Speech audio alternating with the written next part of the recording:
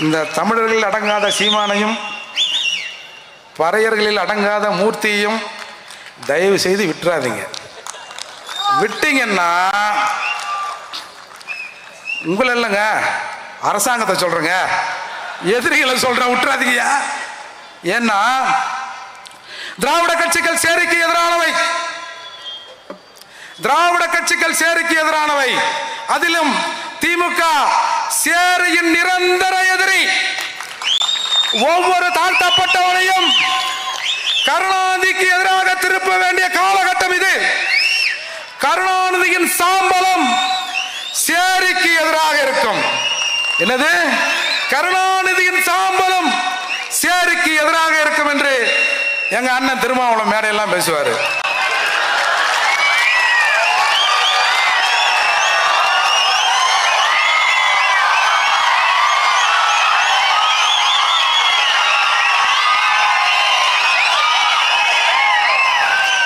திராவிட கட்சிகள் சேரிக்கு எதிரானவை. அதிலும் திராவிடம் என்று பெயரால் வருகிற எராமிச சொராமிச அவன் வந்தவன் போன இவன் எல்லாரும் சேர்த்து திமுக இன்னமும் சேரியின் நிரந்தர எதிரியாக இருக்கிறது. திமுகவின் சாம்பலம் சேரிக்கு எதிராக இருக்கும் என்று இந்த தம்பி மூர்த்தி இன்னைக்கு பேசுறல்ல, இதுதான்டா திராவிடம். ஒரு 2 நிமிஷத்துல ஒண்ணே சொல்லிடுறேன். திராவிடம், நான் உண்மையிலே வேற ஏதோ பேசணும் தான் வந்தேன். ஏங்க திராவிடம் என்ன தெரியுமா பண்ணுங்க? I know you are PM, நீ பிஎம்னு தெரியும். நீ பிக்னிக் மினிஸ்டரா பிரைம் மினிஸ்டரா? மிஸ்டர் ராஜீவ், என் கேள்விக்கு பதில் சொல்லிவிட்டு போ. மூர்த்தி பறையர் பேரவை சார்பா எங்களை கணக்கெடுங்கன்னு சொன்னா பிரச்சனை இல்லை. அண்ணன் திருமாரஞ்சி அவரு சமூகத்தின் சார்பாக கேட்டா பரவாயில்ல. ஆர்வம் அண்ணன் இன்னைக்கு வந்திருக்கிற நம்ம நாடார் பேரவை இவங்க எல்லாம் தனித்தனியா கேட்டா கருணாநிதி ஸ்டாலின் அவர்களுக்கு பிரச்சனையே இல்லை.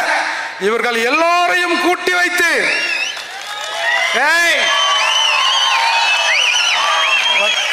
எட்றாங்களா எட்றாங்களா எட்ரா எட்ரா எடு. என்னடா கதை விடுற? இன்னைக்கு மருத்துவர் ஐயா கேட்கிறாரு, அன்புமணி மருத்துவர் அன்புமணி கேட்கிறாரு, வட தமிழகத்தில் 2 பெரும் சாதிகள், ஒன்று பறையர், இன்னொன்று வன்னியர். பறையர் சமூகத்திலிருந்து மூர்த்தியாரே ஏன்றா என்ன என்னடா என்னடா என்னடா டேய் என்னடா என்ன?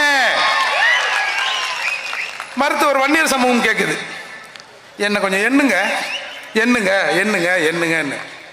எண்ணத்துல உங்களுக்கு என்னப்பா பிரச்சனை? அதுதான் இந்த கூட்டத்துக்கான சிக்கல். அவங்க நடத்தினா தனித்தனியா நீ கேட்டுக்கோ, ஒன்னா மட்டும் சேர்ந்து நின்று கேட்டுறாத. ஏன்னா நீ ஒன்னா இருக்க கூடாதுன்னு தான் நானே இங்க இருக்கிறேன். நீ எல்லாம் ஒன்னா இட்டா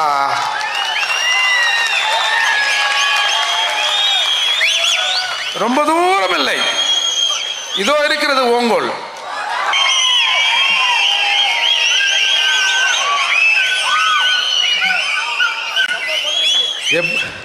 எப்படியும் ஒரு கேஸை வாங்கி கொடுத்துருவீங்க போல இருக்குது.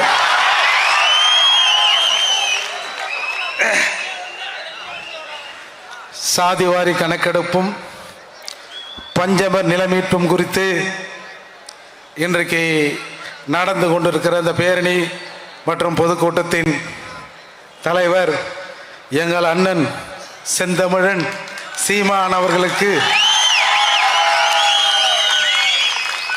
நன்றி தான் சொல்ல முடியும். நான் இந்த கூட்டத்திற்கு வருகிற போது, ஏன்னா பஞ்சமி நில பிரச்சனைங்கிறது முதல்ல என் வீட்டில இருந்து ஸ்டார்ட் பண்ண பிரச்சனை. அது நான் அதுக்கான தரவுகளோடு வந்தேன். ஏன்னா டேட் வாரியா என்ன நிலங்கள் எல்லாம் எப்படி எடுக்கப்பட்டது என்பதை இன்று வெளி உலகுக்கு சொல்லணும் அப்படின்னு வந்தேன். வருகிற போதே என் தம்பி அர்ஜுன் பாஸ்கர் சொன்னா, என்ன இன்னைக்கு ஏதோ கூட்டத்தில் ஏதோ தகராறு வருமாமே நீ பேசும்போது. டேய், ஈரோடு கூட்டத்திலிருந்து அண்ணன் சீமானோடு நான் பேசிக் கொண்டிருக்கிறேன். தமிழர்கள் அடங்காதவன் செந்தமிழன் சீமான், பறையர்களில் அடங்காதவன் பறையர்களில் அடங்காதவன் இந்த மூர்த்தி. இந்த மூர்த்தி இன்று உயிரோடு இருக்கிறேன் என்று சொன்னால் என்னுடைய பாதுகாப்பை நானே உறுதி செய்து கொள்வேன். கூடுதலாக இன்னும் இந்த பறையர் சமூகத்தில் சில இளைஞர்கள் பறையர் இன உணவோடு இருக்கிறார்கள். அதனால தான் இந்த மூர்த்தி இன்னைக்கு உயிரோடு இருக்கிறேன். நான் இந்த போலீஸ் எல்லாம் நம்ப மாட்டேன். மேலவளவுக்கு அஞ்சலி செலுத்த போனேன். தென்மண்டல டிஐஜி பொன்னின்னு நினைக்கிறேன், அவங்க தலைமையில ஒரு பெரும் போலீஸ் படை என்னை அழைத்து கொண்டு மேலவளவுக்கு போகிறது. அதாவது எல்லாரும் ஒரு டைம்ல அஞ்சலி செலுத்துவாங்க. நான் முதலாக அஞ்சலி செலுத்த வேண்டும். அதிலே நான் ஒரு கோரிக்கை வைக்க வேண்டும் என்று நினைத்தேன். அது என்ன கோரிக்கை என்று சொன்னால், ஒரு சமூகத்திலே ஒருவர் இருக்கிறார். அவருடைய மனைவிக்கு இந்த அரசாங்கம் கலைஞர் கருணாநிதி அவர்கள் எம்பி சீட்டு கொடுத்து இணையமைச்சராக்கினார். எங்கள் சமூகத்தில் ரோட்ல ஒரு 7 பேர் செத்தான். இவன் புருஷன் ரோட்ல தானே செத்தான், நீ சாலை பணியாளர் வேலை செய்யுமா அப்படின்னு ரோட்லயே நிக்க வச்சார் கருணாநிதி. இந்த உண்மை எனக்கு லேட்டா தெரிஞ்சது. நான் போனேன். அப்போ தென்மண்டல டிஐஜி தலைமையில என்னை அழைத்து கொண்டு ஒரு பெரும் படை போகுது. அந்த படை சொல்லுது, வேண்டாங்க திரும்பி போயிடுங்க. கொஞ்சம் பேர் ஒரு மாதிரியா இருக்கிறாங்க, ஒரு 50 பேர். வேண்டாங்க, ஒரே சமூகத்துக்குள்ள ஒருத்தனை கூட்டும் போய் உன்னால பாதுகாப்பா கூட்டும் வர முடியலையான்னு அதிகாரிகள் எங்களை சொல்லுவாங்க. வேண்டாங்க. இல்லைங்க நான் போய் தாங்க தீர்வேன், நான் பார்த்துக்கிறேங்க என் பாதுகாப்பை. இல்லைன்னு சொல்லி அப்புறம் நீங்க மீறி போனால் உன்னை கைது செய்து விடுவேன் அப்படின்னு சொன்னாங்க. சரி, அப்புறம் போனா அப்புறம் கூட வரவங்களாம் எத்தனை போய் கல்யாண மண்டபத்தில் உட்கார வச்சு சோரகாரம் வாங்கி கொடுத்து திருப்பி எதுக்கு அரசாங்கத்துக்கு செலவு வைக்கணும், ஏன்னா நம்ம ஸ்டாலினுக்கு நம்ம செலவு வைக்க கூடாது அப்படின்னு சொல்லிட்டு நாங்க திரும்பி வந்துட்டோம். அண்ணன் திருமாறன் அவர்களுக்கு தெரியும். மறுநாள் காலை நான் இந்த மூர்த்தி பறையர் கக்கன் அவர்களின் பேரன் சரஸ்குமார் ரெண்டே பேர் ஒரு இனோவா கார், ஒரு ஓட்டுநர், நேராக மதுரையிலிருந்து வண்டி நேராக மேலாவளவு போச்சு. போய் அந்த மேலாவளவு முருகேசன் அவர்கள் அந்த நினைவிடத்தில் அஞ்சலி செலுத்திட்டு திரும்பி ஒரு 2 நிமிஷம் இருக்காது நான் வரேன். டிஎஸ்பி ஃபோன் பண்றாரு. ஏய் எங்கப்பா இருக்கிறீங்க? சரசுக்கு எங்கப்பா இருக்கிறீங்க? என்ன வேலை செய்றீங்க தெரியுதா? எதனா ஒன்று ஆச்சுன்னா யார் பதில் சொல்லுது? யாரும் பதில் சொல்ல வேணாம். நேற்று நீங்க போலீஸ் என்ன பதில் சொன்னீங்களோ அந்த பதிலையே சொல்லுங்க, எங்க பாதுகாப்பை நாங்க பார்த்துக்கிறோம் அப்படின்னு சொல்லிட்டு வந்தேன். அண்ணன் பல சிறைக்கு போயிருப்பாரு.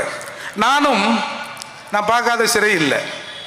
ஏன்னா கோயம்புத்தூர்ல இந்த காலத்தில் சிறைக்குள்ள செல்லில் அடிச்சிட்டான்னா ஒரு பல்லா தருவான், ஒரு சட்டி, சின்ன சட்டி. என் வீட்டில் கக்கூஸ் எப்படி தெரியுமா இருக்கும்? நான் ஒரு காவல்துறை அதிகாரியின் மகன்.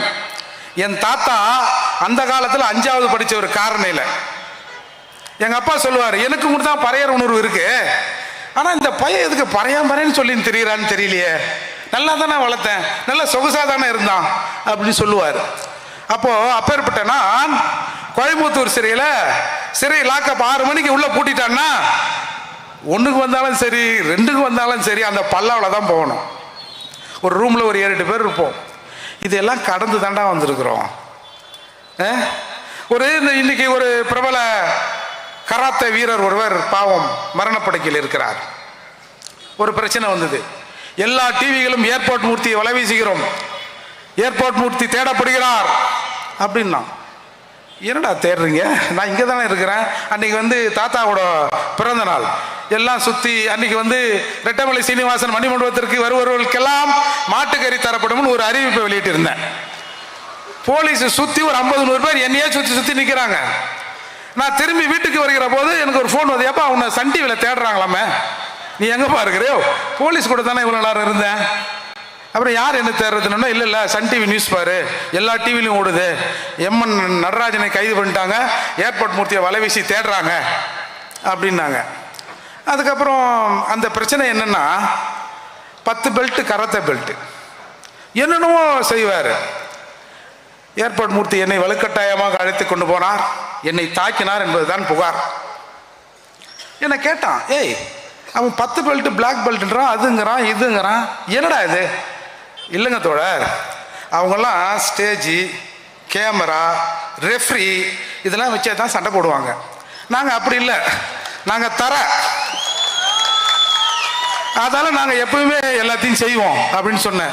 இதை ஏன் சொல்கிறேன் என்று சொன்னால், இத்தனை கூட்டங்கள் அண்ணன் சீமானம் ஏர்போர்ட் மூர்த்தியும் பேசி ஒருத்தன் கூட ஒரு கல் எறியல, ஒரு முட்டை எறியல, ஒரு 4 பேர் நின்று கோஷம் போலனா இன்னமும் நாங்கள் சரியா பேசுறேன்னு அர்த்தம். அதால் இப்போ விஷயத்துக்கு வர, இப்போ ஏன் சாதிவாரி கணக்கெடுப்பை எடுப்பதற்கு சீமான் அவர்கள் தலைமையிலே ஒரு கூட்டம் கூட்டினால் என்ன பிரச்சனை? நாம் தமிழர் மட்டும் கேட்டா பிரச்சனை இல்லை. மூர்த்தி பறையர் பேரவை சார்பா எங்களை கணக்கெடுங்கன்னு சொன்னா பிரச்சனை இல்லை. அண்ணன் திருமாரஞ்சி அவர் சமூகத்தின் சார்பா கேட்டா பரவாயில்ல. ஆர்வம் அண்ணன் இன்னைக்கு வந்திருக்கிற நம்ம நாடார் பேரவை இவங்க எல்லாம் தனித்தனியா கேட்டா கருணாநிதி ஸ்டாலின் அவர்களுக்கு பிரச்சனையே இல்லை. இவர்கள் எல்லோரையும் கூட்டி வைத்து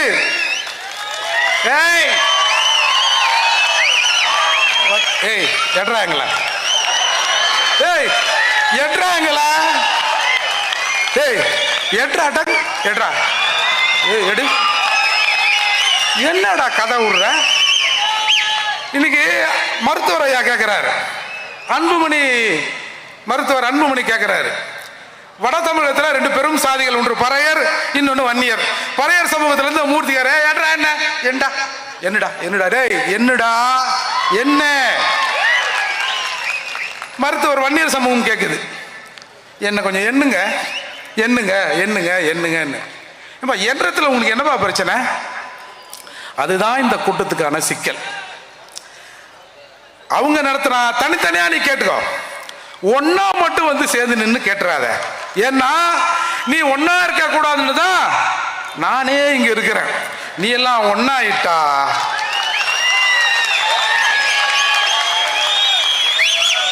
ரொம்ப தூரம் இல்லை, இதோ இருக்கிறது ஓங்கோல்.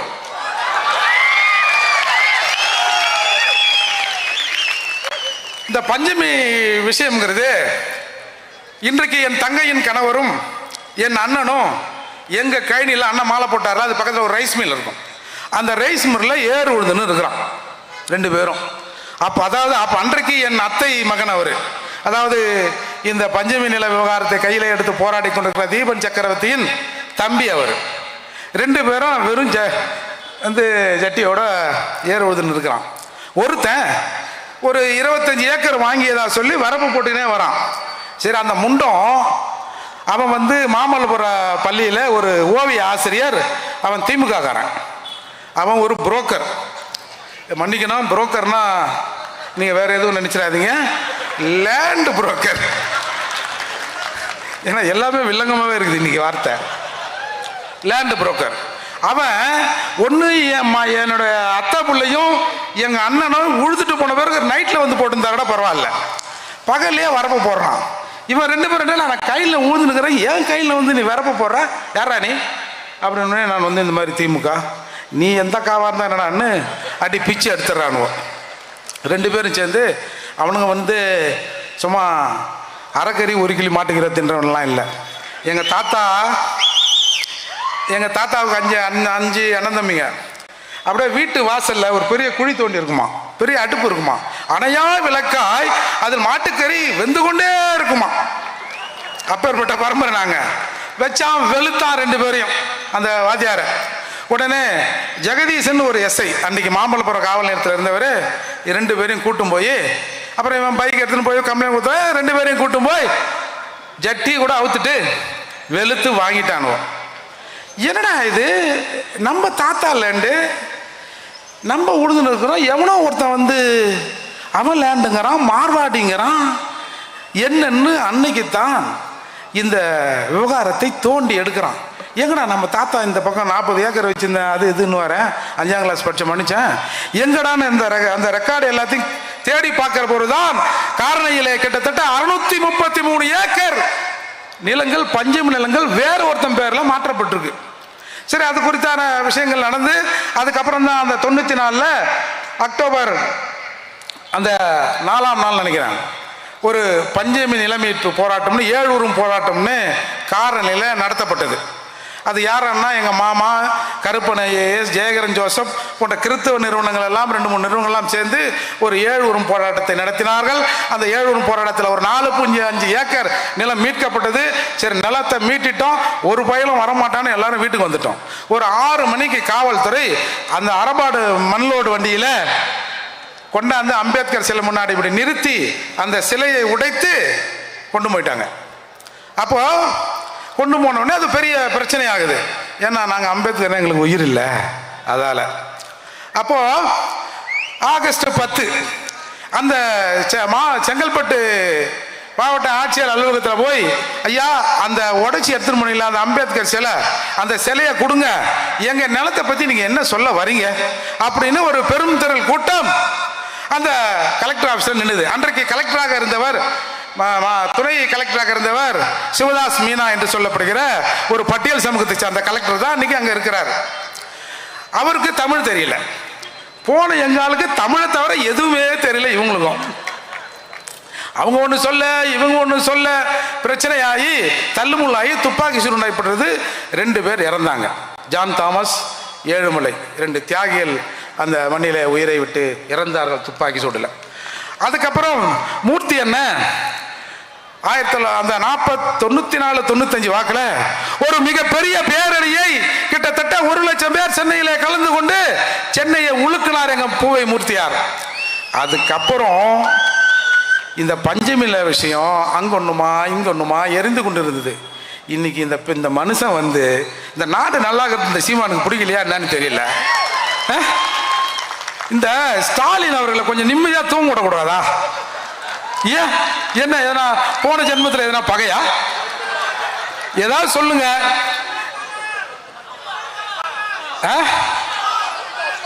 பகை இருக்கோ? ஏதாவது திருச்செந்தூர்ல போய் ஏதாவது ஒரு யாகத்தை பண்ணி ஒரு பரிகாரத்தை வேணா பண்ணி விட்டுருவோமா? எதுக்கு? பாவம், அவரே உடம்பு சரியில்லாம இருக்கிறான்றாரு. அந்த மனுஷனை இந்த மாதிரி தூங்க விடாம பண்ணா நல்லா இருப்பாரா? செந்தமன் நல்லா இருக்குதா இது? எனவே இப்படி பூவை மூர்த்தியாருக்கு பிறகு இந்த பிரச்சனையை யார் கையில் எடுத்தது என்று சொன்னால் செந்தமன் சீமான் எடுக்கிறார். செந்தமன் சீமான் எடுத்தார் என்பதை விட நாங்கள் இங்கிருந்து பாபர் மசூதி கட்டுறதுக்கு போவோம் ட்ரெயின்ல. டிசம்பர் 6 என்னது அம்பேத்கர் நினைவு நாள், அப்புறம் ஏதோ இஸ்லாமியர் சம்பந்தப்பட்டது ஏதோ ஒரு நாள், அதை கூட கொடுத்துட்டோம். இங்கிருந்து போவோம். பாய்மார்களுக்கு நாங்கள் கோயில் கட்டி தரோம். இங்கே 633 ஏக்கர் 12 லட்சம் ஏக்கர் வந்து இந்த நாட்டில் கிடக்குது. அதை கேட்கறதுக்கு ஒன்றும் இல்லை. போகிறோம் மசூதியை கட்டுறதுக்கு. இப்படியெல்லாம் இருந்து கொண்டிருந்த போது ஒரு பறையர் சமூக மக்களின் ஒரு ஆதித்தமிழர்களின் விஷயத்தை மீதி தமிழர்களை வைத்து பேச வச்சார் தெரியுமா? அதுதான்டா இங்க சிக்கல். எங்கள் நிலத்தை நாங்கள் கேட்கலாம், நாங்கள் அழலாம், நாங்கள் நெருப்பிலே தீயிட்டு எங்களை கொளுத்திக் கொள்ளலாம். ஆனால் இந்த பஞ்சமி நிலத்தை மீட்டு அரசே கொடு அப்படின்னு எந்த ஊர்த்தெழு தமிழர்களும் சொல்லிவிடக் கூடாது. ஒரு பறையனுக்காக, ஒரு ஆதி தமிழருக்காக தமிழகத்தில் இருக்கிற மற்ற தமிழ் சமூகங்கள் எல்லாம் ஒன்று சேர்ந்து வந்து நிற்குது இல்ல? வரலாற்றில் எங்கேயாவது காட்டுங்க. இல்ல இந்தியாவில்,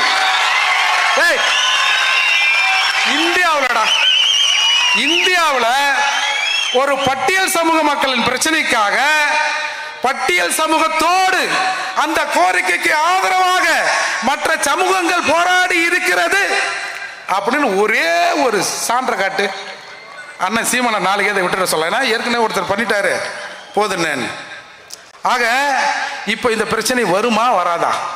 இன்றைக்கு பஞ்சமி நிலங்களை எடுங்க அப்படின்னு மூர்த்தி பறையர் கூட அண்ணெல்லாம் திருமாற அண்ணெல்லாம் உட்காந்து பேசி, நாங்கள் கூட பெரிய மீசை வச்சிருந்தா அப்படி இருக்குன்னு பார்த்தோம்.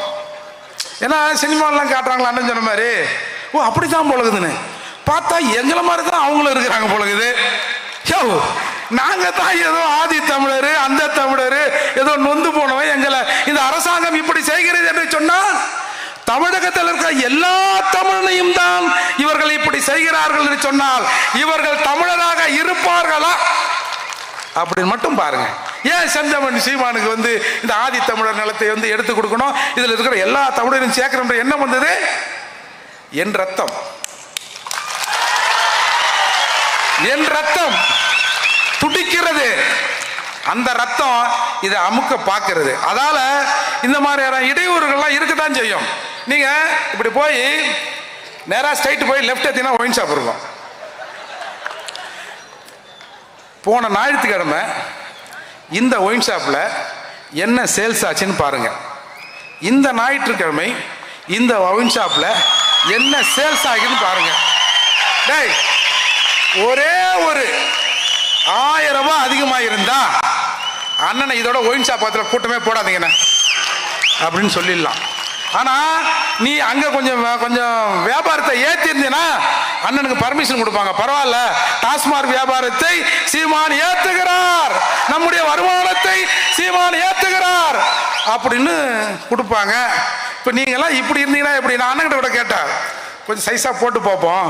ஏன்னா கூட்டத்தை எப்படின்னா 10 மணிக்கு முடிப்பீங்களா 9:30க்கு முடிப்பீங்களா? ஏன்னா உங்களுக்கு தெரியும்ல எல்லா கூட்டமும் எப்பா எழுந்து போறான் பார் சீக்கிரம் முடிங்க 9 ஆயிடுச்சு அப்படின்னு பல திராவிட கூட்டங்களில் பேசுவது நாம் கேள்விப்பட்டிருக்கிறோம் அல்லவா? அண்ணன் சொன்னார், இல்லை நான் 10 மணிக்கு தானே முடிப்பேன். ஏன்னா 10க்கானே? ஆமாண்ணே 10க்கு தானே முடிப்பேன் அப்படின்னு சொன்னார்ல. அப்படி நீங்க அரசாங்கத்தோட ஒத்துழைக்கலன்னா உங்களுக்கு எப்படி அரசாங்கம் ஒத்துழைக்கும்? என்ன நியாயம் இது? அதால் இன்றைக்கு இந்த பஞ்சமி நில விஷயங்கிறது அரசாங்கத்துக்கு ஒரு பெரும் பிரச்சனையா இருக்கு. நான் என்ன சொல்றேன், இந்த 12 லட்சம் ஏக்கர் கலெக்டர் கொடுத்தாரு, இதெல்லாம் உங்களுக்கு தெரியும். இப்போ சீமான் இந்த போராட்டத்தை எடுத்த உடனே சிலர் பேச, ஆமா ஆமா சீமான் பெரிய இவரு, இந்த போராட்டத்தை எடுத்த உடனே மறுநாள் இந்த நிலத்தெல்லாம் கவர்மெண்ட் கொடுத்துரும், அப்படி கொடுத்துற போகுது அப்படின்னு சொல்றான். கொடுக்க வேண்டாம். இந்த போராட்டத்தின் வெற்றி எதில் தெரியுமா இருக்கு? திரும்ப திரும்ப எங்க நிலத்தை நாங்க எடுக்க கூட மாட்டோம்டா. எங்களுக்காக, தமிழகத்திலே இருக்கிற பட்டியல் சமூக மக்களுக்காக, தமிழகத்திலே இருக்கிற ஊர்த்தெரு தமிழர்கள், யாரும் தப்பா அடிச்சுக்கல, சொல்லி பழக்கமாச்சு ஊர்த்தெரு தமிழர்கள்னு, என்னுடைய சக தமிழர்கள் எனக்காக வந்து தோல் கொடுக்குறான்ல, போதுண்டா, நிலமாவது மயிராகுது. நான்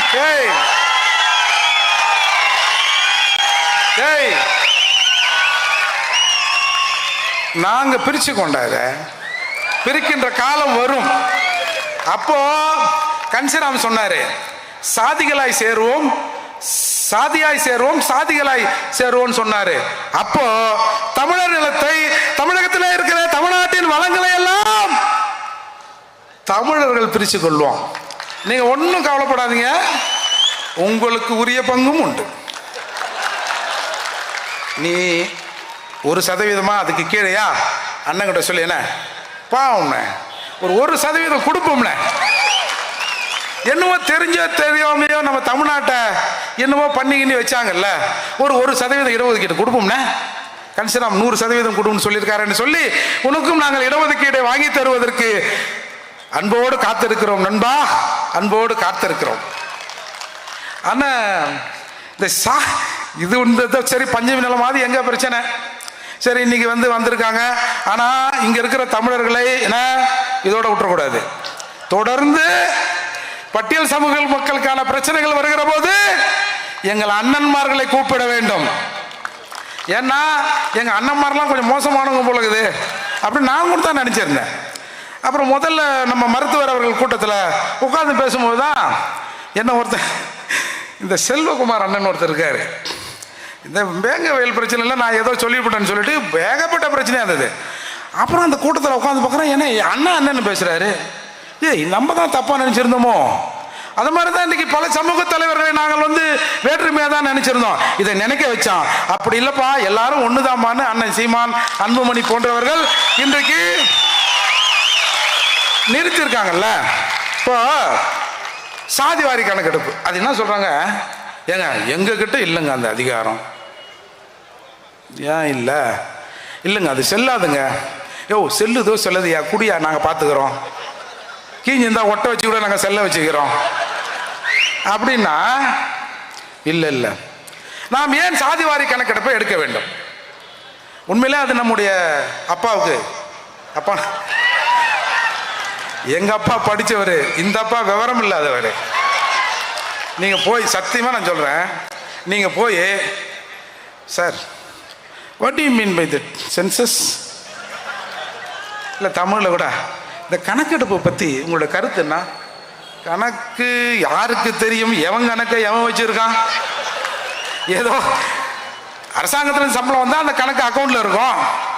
தனியாக வந்து அந்த அக்கௌண்ட் எங்கே இருக்கும்? அந்த கணக்கு எங்கே இருக்கும்? என்னைக்காவது ஒரு நாள் என்னை வந்து கூப்பிட்டு விசாரணைன்னு சொன்னேன்னா என் வீட்டில் இருக்கிறவங்களாம் மாட்டிட்டான்னா என்ன ஆகுது? அதால என் கணக்கு பல இடத்துல இருக்கும் அப்படின்னு சொல்லுவார்னா கூட சொல்லுவார். முதல்ல சாதிவாரி கணக்கெடுப்பு அப்படின்னா என்னன்னு தெரிஞ்சுக்கணும். ஒவ்வொரு முறை மக்கள் தொகை கணக்கெடுக்கிற போது இந்த தமிழ்நாட்டில் எல்லாரையும் தலை எண்ணுவான். எஸ்சி ஆகிய எங்களை, பட்டியல் சமூக மக்கமாக எங்களை, பறையரை, பல்லரை, இன்னொருத்தரை எல்லாரையும் வீட்டுக்கு வருவான். உங்கள் வீட்டில் எத்தனை பேர் இருக்கிறீங்க? இதனா மூர்த்தியா? என்ன படிச்சிருக்காரு? சரி, என்ன படிச்சிருக்காரா? என்ன சம்பளம்? வீட்டில் எத்தனை பேர் படிச்சிருக்கான்? வீட்டில் டிவி இருக்கா? எத்தனை இன்ச்சு டிவி? கார் இருக்கா? பைக் இருக்கா? ஆண்டு வருமானம் எவ்வளோ? அப்படியா? வேற யாராவது இன்கம் சோர்ஸ் எதனாவது இருக்கா? பிஸ்னஸ் ஏதாவது பண்ணுறீங்களா? சரி, இவ்வளோதானா? உங்கள் அசெட் என்ன? இதெல்லாம் கணக்கு பண்ணி போயிடுவான். பக்கத்து வீட்டில் ஒரு வன்னியரோ, ஒரு தேவரோ, வேற யாரோ, நாடாரோ யாராவது இருந்தால் அவங்க வீட்டில் எத்தனை பேர் இருக்காங்க அப்படின்னு எண்ணிங்கன்னு போயிடுவான். இதுதான் மக்கள் தொகை கணக்கெடுப்பு. சாதிவாரி கணக்கெடுப்பு சென்சஸ் ஸ்டேட்டஸ். அது சென்சஸ் இது ஸ்டேட்டஸ். இதெல்லாம் நம்ம தலைவருக்கு தெரியாது. என்னன்னா என்ன என்றாங்கல்ல, என்ன எந்த கணக்கு பண்றாங்கல்ல, மூர்த்தி என்ன படிச்சிருக்க, உனக்கு என்ன வருமானம், உன் வீட்டில் என்ன கார் இருக்குதா, டிவி இருக்குதா, 2 பொண்டாட்டிக்குதா, எதையாவது கேட்கிறான்ல. அத மாதிரி எல்லா சமூகத்துக்காரனையும் அந்த ஸ்டேட்டஸை எடுப்பாங்க. எடுத்து இது ஏன் எடுக்கிறான்? இந்த சாதிவாரி கணக்கெடுப்புக்கு நீதிமன்றங்கள் எல்லாம் ஒரு காலத்தில் எதிராக இருந்தது. இன்றைக்கு நீதிமன்றமே சொல்லிடுச்சு, ஏம்பா 1ஆம் கிளாஸ்ல எடுத்த சட்டையை கூட்டாத 10ஆம் கிளாஸ்ல போட சொல்லுங்களேன், சரியா இருக்குமா? வயிறு பிதுங்கி நிற்குது பார் அப்படின்னு நீதிமன்றம் சொல்லிடுச்சு. ஏன்னா இந்த கடைசியாக தமிழகத்தில் எடுக்கப்பட்ட சாதிவாரி கணக்கெடுப்பு என்பது 1931 எடுத்திருக்காயா. எல்லாரும் எப்படி இருக்கான் அப்படின்னு பார்த்து 1931 எடுக்கப்பட்டு இன்றைக்கு இடஒதுக்கீடு நடைமுறைப்படுத்தப்படுகிறது என்று சொன்னால் அது அந்த 1931 தான். இன்னைக்கு எவ்வளவு பேர் கூடியிருப்பான், எவ்வளவு பேர் குறைஞ்சிருப்பான்ல. ஆகவே நீதிமன்றங்கள் ஒரு பார்வையை சொல்லியது, இந்த சாதிவாரி கணக்கெடுப்பை நீங்க எடுங்க, எடுத்தாதான் இந்த இடஒதுக்கீடு கடைசி வரை போகிறதா போலையான்னு தெரியும். எனவே சாதிவாரி கணக்கெடுப்பை எடியா இந்த இடஒதுக்கீட்டில் மாத்தணுமா மாத்தக்கூடாதா அப்படின்னு நாம ஒரு ஸ்டடி பண்ணணும்னு ஒரு கருத்துக்கு நீதிமன்றம் வந்தது. அதன் அடிப்படையில் தான் தமிழகத்தில் இருக்கிற எல்லா சாதி சமய மக்களும், என்னுடைய அன்பு சகோதரர்கள் எல்லோரும் எப்படி இருக்கிறாங்கன்னு இப்ப கணக்கெடுப்பு எடுத்தா அடுத்த 10 வருஷத்துல நான்லாம் முன்னேறனா பின்னாடியே இருக்கணும் அப்படியே தாங்க இருக்கணும் அப்படின்னு அரசாங்கம் என் மீதான ஒரு கவனத்தை செலுத்துவதற்கு ஒரு வாய்ப்பு இருக்கும். எனவே இவனுக்கு இடஒதுக்கீடு 10 தான், 10 தேவையா தேவையில்லையா அப்படின்னு தெரியாமையே 1931 எடுத்த கணக்கெடுப்பை வைத்துக் கொண்டு இங்க கதை விடுறான். அதால சாதிவாரி கணக்கெடுப்பை எடுத்துக்கலான்னு பீகாருக்கு நீதிமன்றம் அனுமதி வழங்கியது. நம்முடைய தமிழக முதல்வர் சொல்கிறார், பீகாரில் நான் தான் சொன்னல ஏற்கனவே அப்பாவுக்கு ஒன்றும் தெரியாதுன்னு, சட்டமன்றத்தில் சொல்கிறார், பீகாரில் எடுத்த சாதிவாரி கணக்கெடுப்பு செல்லாது அப்படின்னு இன்னைக்கு சொல்லிட்டாங்க. எப்பா சரியா கேட்டியாப்பா? என்னப்பா இப்படி சொல்ற? பீகாரில் சாதிவாரி கணக்கெடுப்பு 99.9% மக்களை எண்ணிவிட்டோம் என்று இடஒதுக்கீட்டை சில அட்ஜஸ்ட்மெண்ட் செஞ்சாங்க. அதைத்தான் நீதிமன்றம் அந்த உரிமை உனக்கு இல்லை அப்படின்னு சொல்லிச்சு. எனவே இங்க பீகார், கர்நாடகா, ஒரிசா, ஆந்திரா, தெலுங்கானா, ராஜஸ்தான், லாட்டரி நினைக்காதீங்க, சத்தீஸ்கர் இவெல்லாம் செஞ்சு முடிச்சுட்டான். நீங்க ஒன்று தெரிஞ்சுங்க, இந்தியாவில் இருக்கிற எல்லா மாநிலங்களிலும் எதிர்கட்சிக்காரன் அந்த மண்ணின் மைந்தனாக இருப்பான், அந்த ஊர்காரனாக இருப்பான். ஆளுங்கட்சி அந்த ஊர் அந்த மாநிலத்தை சேர்ந்தவராக தான் இருப்பான். இங்கே மட்டும்தான் மாறி மாறி மாறி மாறி வருது. இந்த மாறுதலை நிறுத்துவதற்குத்தான் செந்தமிழன் சீமான் வருகிறார். யாரும் தமிழகத்திலே வாழலாம், ஆளுகிற அந்த தகுதி அந்த உரிமை தமிழனுக்கு மட்டும்தான் இருக்கிறது என்பதன் அடிப்படையில் இன்றைக்கு வந்திருக்காங்க. அதால கலவரங்கள் வர வேண்டும், மூர்த்தி பேசக்கூடாது. சீமான்னா ரொம்ப ஓவரா பேசுறாரு, வந்தாலே விட அப்படின்னு சீமான் பேசுகிற போது 4 முட்டை அடிங்கப்பா. மூர்த்தி பேசுகிற போது 4 கோஷமாவது போடுங்கய்யா. குறைஞ்சபட்சம் இன்றைக்கு பட்டியல் சமூக மக்களின் கடைசி இறுதி போராட்டம் என்ன தெரியுமா? வயிறு வலிக்க கத்துவோம், வீர வணக்கத்தை போடுவோம். எப்போ மாப்பிள்ளடி வயிறு வலிக்குதுரா, கண்ணு கலங்குதுரா, கடை எந்த பக்கம்டா அப்படின்னு சொல்லிட்டு போராட்டத்தை நிறைவு செய்து போய்விடுவோம். அப்படி இருந்த நிலையில் இன்றைக்கு உங்களுக்காக நாங்கள் இருக்கிறோம், இங்கே இருக்கிற தமிழ் சமூகங்கள் இருக்குது என்று அண்ணன் ஒரு வழிகாட்டி இருக்கிறார். இதை இந்த பட்டியல் சமூக மக்கள், பட்டியல் சமூகம் என்றைக்கும் மறக்காது. நாங்கள் ஏதாவது என்றைக்காவது ஒருத்தன் ஒரு உதவி செஞ்சா கூட இந்த சமூகம் அவர்கள் பின்னால் நிற்கும். இன்றைக்கு இத்தகைய ஒரு மாபெரும் உதவியை செய்திருக்கிற செந்தமிழின் சீமான் அவர்களையும் இந்த கூட்டத்திற்கு வந்து எங்கள் கோரிக்கைக்கு அதான் முக்கியம், இந்த பட்டியல் சமூக மக்களின் கோரிக்கைக்கு ஆதரவு அளித்து இந்நேரம் இங்கே முழங்கிக் கொண்டிருக்கிற என்னுடைய அத்தனை தமிழ் சகோதரருக்கும் என் மனமார்ந்த நன்றி. அதால இந்த தமிழர்களில் அடங்காத சீமானையும் பறையர்களில் அடங்காத மூர்த்தியையும் தயவு செய்து விட்டுறாதீங்க. விட்டீங்கன்னா உங்களை இல்லைங்க, அரசாங்கத்தை சொல்றேங்க, எதிரிகளை சொல்றேன், விட்டுறாதீங்க. ஏன்னா திராவிட கட்சிகள் சேரிக்கு எதிரானவை, திராவிட கட்சிகள் சேரிக்கு எதிரானவை, அதிலும் திமுக சேரியின் நிரந்தர எதிரி. ஒவ்வொரு தாழ்த்தப்பட்டவனையும் கருணாநிதிக்கு எதிராக திருப்ப வேண்டிய காலகட்டம் இது. கருணாநிதியின் சாம்பலம் சேரிக்கு எதிராக இருக்கும். என்னது? கருணாநிதியின் சாம்பலம் சேரிக்கு எதிராக இருக்கும் என்று எங்க அண்ணன் திருமாவளவன் மேடையெல்லாம் பேசுவாரு.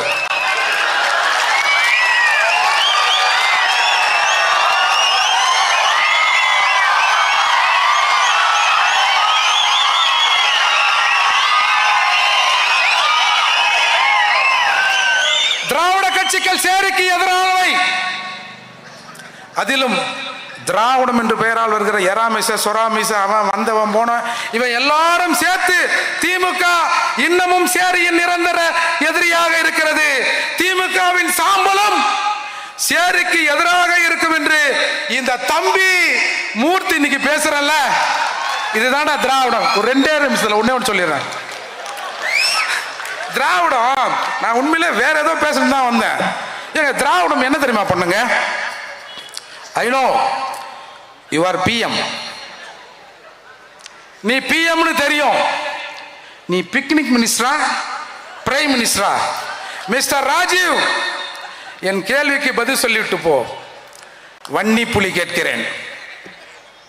கூர்வாளுன்னா போர்வாளுன்னா ஈழத்து எப்பா என்னென்னவோ சொன்னானுங்க. கடைசியில அப்படி சொன்னவன மன்னிப்பு கேள், மன்னிப்பு கேள்,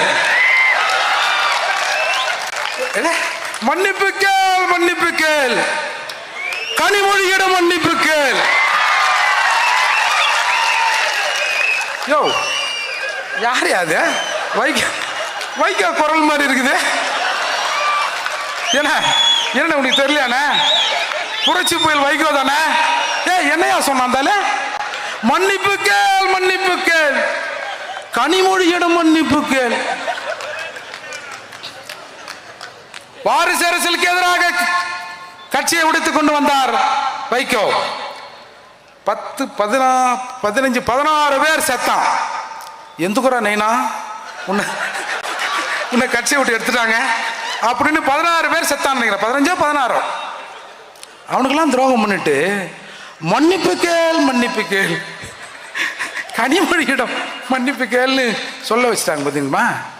இன்னொன்று தெரியுமா? சவுக்கு சங்கர் சொன்னார், எங்கள் அண்ணன் திருமாவளின் பலம் அவருக்கு தெரியாது. ஏன்னா நாங்கள் 13% போட்டு தானங்க அவர் வந்திருக்காரு. அப்பா அவரை கோயில் யானையாக பயன்படுத்துகிறது திமுக அப்படின்னு சவுக்கு சங்கர் சொன்னார். அதால திராவிடம் நண்பர்களையும் நாசமாக்கிடும், எதிரிகளையும் நாசமாக்க துடிக்கும். பார்த்துங்க, ஏற்கனவே அண்ணன் பேசுவாரு, நான் அங்கங்கன்னு பேசுவேன். சரி இந்த பைய பார பையப்பா விடுங்கப்பா அவனை அப்படின்னு கூட அவங்க நினச்சிருப்பாங்க. ஏன்னா நமக்கு எந்த லட்சுமியும் கிடைக்கல. இங்க இருக்கிற அண்ணெல்லாம் கொஞ்சம் தடியா இருக்காரு. நம்ம திருமாரஞ்சி நம்ம அண்ணன் கொஞ்சம் ஒல்லியா இருக்காரு. பார்த்துங்க, அவ்வளவுதான் நான் சொல்லுவேன். நாங்கெல்லாம் பயங்கரமான ஆளுங்க. நாங்க என்ன ஒன்னாலும் செய்வோம், காட்டியும் கொடுப்போம். கூட்டி கூட்டி கொடுப்பீங்களா? ஆனா எது கொடுத்தாலும் இந்த சீமானு கிட்ட மட்டும் ஏன் உங்க பருப்பு வேக மாட்டேங்குது?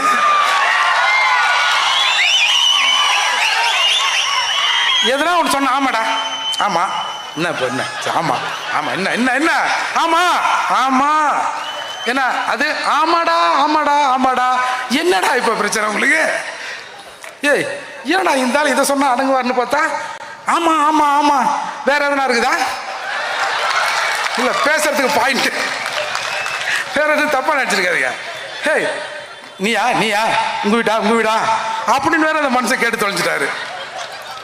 அதால நாங்கள் ஒரு பக்கம் தமிழர்களை 11% மொக்கையாக்கி கொண்டிருக்கிறோம். அண்ணன் சீமான் நெஞ்ச நிமித்து கொண்டு ஆமா ஆமா அப்படின்றாரு. என்னடா கதை இது அப்படின்னு இன்றைக்கு திராவிடம் கதி கலங்கி இருக்கிறது. எனவே நம்முடைய தமிழர்களை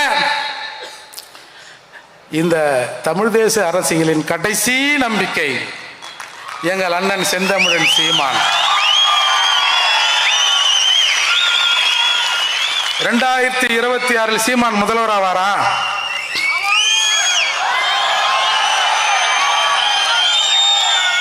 என்ன கேட்டா எங்க அப்பா என்ன நினைக்கிறாரு, ஓ இந்த சீமான் ஆவறாரோ இல்லையோ நம்மளும் ஆக விட மாட்டான் பொழுது.